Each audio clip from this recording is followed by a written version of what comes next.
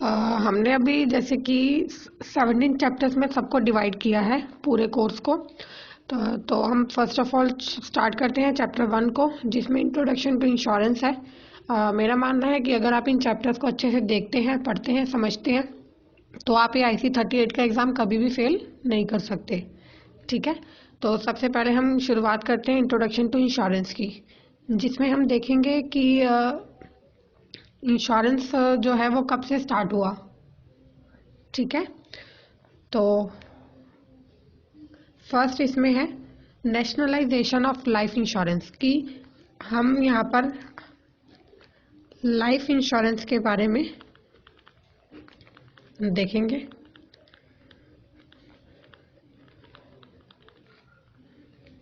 जैसे कि हम एग्ज़ाम दे रहे हैं LIC कंपनी के लिए, तो सबसे पहले पता होना चाहिए कि LIC कंपनी कब लॉन्च हुई थी, इसका नेशनलाइज कब हुआ था। जैसे कि LIC आई थी 1 सितंबर 1956 के अंदर। ठीक है, और बाकी सारी इंश्योरेंस कंपनी, जितनी भी इंश्योरेंस कंपनी है, किसके अंदर आती है? सारी आती है IRDA के अंदर। IRDA की फुल फॉर्म होती है इंश्योरेंस रेगुलेटरी डेवलपमेंट अथॉरिटी। ये मोस्ट इम्पॉर्टेंट है क्योंकि क्वेश्चन बेसिकली इसके ऊपर आ जाता है कि जितनी भी इंश्योरेंस कंपनी है उसका कंट्रोल किसके अंडर है। तो IRDA के, जैसे कि सब बैंक्स के ऊपर RBI होता है, उसी तरीके से जितनी भी इंश्योरेंस कंपनी है उसका कंट्रोल किसके अंडर होता है? IRDA के। ठीक है, अगला टॉपिक आता है प्राइमरी बर्डन। बेसिकली रिस्क में जो होते हैं वो दो बर्डन्स होते हैं, एक होता है प्राइमरी बर्डन और एक होता है सेकेंडरी बर्डन।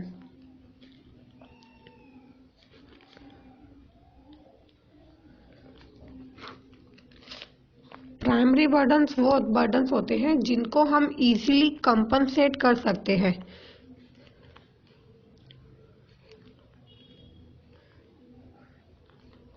जैसे कि एक एग्जांपल के साथ समझेंगे।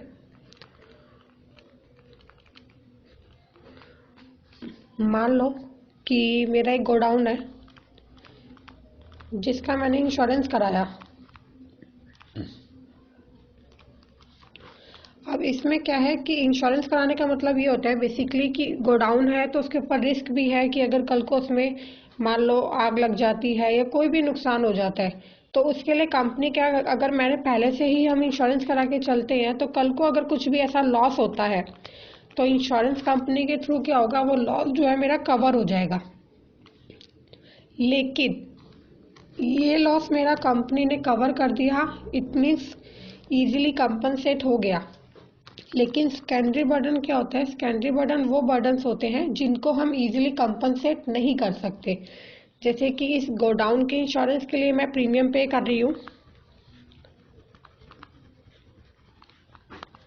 प्रीमियम पे करना भी एक तरह से मेरे लिए स्ट्रेस है, टेंशन है कि मुझे एवरी मंथ या एवरी ईयर इसका प्रीमियम पे करना है।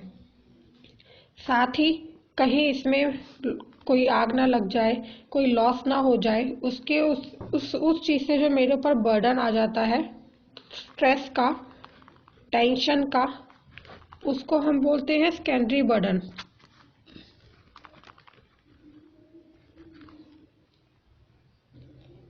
उसे हम बोलते हैं सेकेंडरी बर्डन। तो वो चीज़ क्या है, वो कोई भी कंपनी कंपनसेट नहीं कर सकती। It means can't compensate. जो चीज़ हम चाहे इसके लिए आप कितना भी अमाउंट देकर इंश्योरेंस करा लो, बट कोई कंपनी आपके स्ट्रेस का, आपकी टेंशन का इंश्योरेंस नहीं कर सकती, तो वो चीज़ कहलाती है सेकेंडरी बर्डन। आगे हम इसमें देखेंगे रिस्क मैनेजमेंट। जैसे कि हम देख रहे हैं रिस्क मैनेजमेंट की कुछ टेक्निक्स होती है। सबसे पहला, रिस्क को अवॉइड करना। रिस्क अवॉइड करना होता है कि हम देख रहे हैं कि जहाँ पर रिस्क फैक्टर ज़्यादा है वहाँ पर हम उस चीज़ को अवॉइड करें, इग्नोर करें। मुझे लगता है कि अगर मैं रोड क्रॉस करती हूँ, हैवी ट्रैफिक है और मेरे साथ कोई प्रॉब्लम हो सकती है, तो वहाँ से उस चीज़ को मैं नहीं करती। इसका मतलब है कि मेरी लाइफ के ऊपर रिस्क तो है, लेकिन मैं उसको अवॉइड कर रही हूँ, कम कर रही हूँ। रिस्क रिटेंशन होता है कि अपने रिस्क को खुद ही हैंडल करना। इट मीन्स अपने रिस्क का इंश्योरेंस ना कराना। जैसे रिस्क रिटेंशन का मतलब बेसिकली ये होता है कि मैंने अपना इंश्योरेंस नहीं कराया, अपने रिस्क को मैं खुद ही रिटेन कर रही हूँ, बट रिस्क तो है। उसके लिए क्या करा, मैंने अलग से कुछ अमाउंट को रख दिया। फॉर एग्जांपल मैंने 1 करोड़ रुपया अलग से रख लिया कि अगर मेरे साथ कोई भी रिस्क होता है तो मैं इस अमाउंट को यूज़ करूँगी, लेकिन उसको मैं इंश्योरेंस के थ्रू नहीं कर रही। इंश्योरेंस कंपनी मुझे क्लेम नहीं दे रही, बट उसके लिए मैं अलग से ही रिटेन करके अपने एक अमाउंट को चल रही हूँ। आगे आता है risk reduction and control. Risk को रिड्यूस करना, risk reduction and control. It means उसके लिए कुछ पहले से ही प्रिकॉशंस यूज़ करना, कुछ प्रिवेंशंस यूज़ करना। जैसे क्या होता है कि अगर मुझे लगता है कि यहाँ पर वाटर एरिया ज़्यादा है, वहाँ पर इलेक्ट्रॉनिक की कोई ऐसी चीज़ यूज़ ना करना जिससे वो रिस्क फैक्टर बढ़ जाए। तो नो स्मोकिंग एरिया या वाटर पूल होना, वहाँ पर कोई रिस्क फैक्टर किसी के साथ बढ़े, इससे अच्छा उस चीज़ को रिड्यूस करें, उसको कंट्रोल करें। एंड आगे आता है रिस्क फाइनेंसिंग। रिस्क फाइनेंसिंग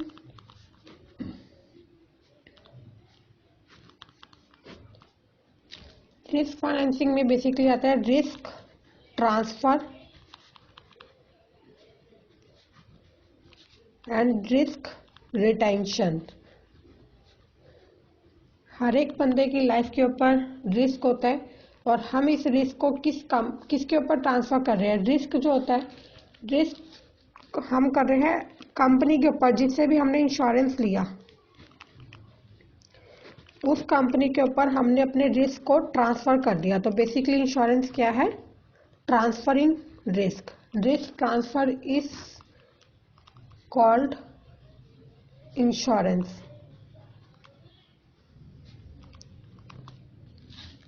आगे हम इसमें देखते हैं इंश्योरेंस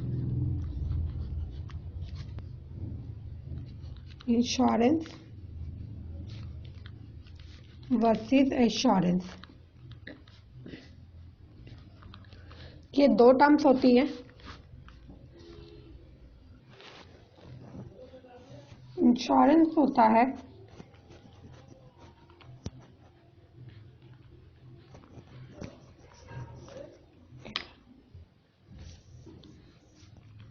इंश्योरेंस उस चीज के लिए हमें प्रोटेक्शन देता है कि जो इवेंट होगा या नहीं होगा हमें नहीं पता।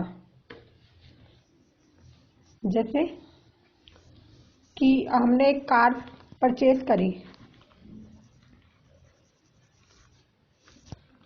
उसका सबसे पहले हमने इंश्योरेंस कराया, लेकिन इंश्योरेंस कराने का मतलब है कि अगर कल को कोई भी कार का एक्सीडेंट होता है या कुछ भी नुकसान होता है तो कंपनी उसके लिए हमें क्लेम पे करेगी।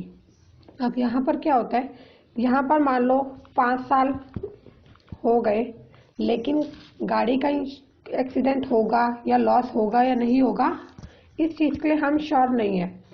तो इसीलिए इंश्योरेंस होता है उस चीज़ के लिए प्रोटेक्शन लेकर चलना, जो इवेंट होगा या नहीं होगा हमें नहीं पता। Insurance provides protection against an event that might happen, जो होगा या नहीं होगा। बट एश्योरेंस होता है। अब बात आती है एश्योरेंस की। एश्योरेंस उस चीज़ के लिए प्रोटेक्शन देता है जो इवेंट होगा ही होगा। जैसे कि अभी हमने पढ़ा था रिस्क ट्रांसफर। रिस्क ट्रांसफर हम किस तरीके से करते हैं, मैंने एक इंश्योरेंस पॉलिसी खरीदी, इसका मतलब है मेरी लाइफ के ऊपर जो रिस्क था वो मैंने इंश्योरेंस कंपनी के ऊपर ट्रांसफर कर दिया।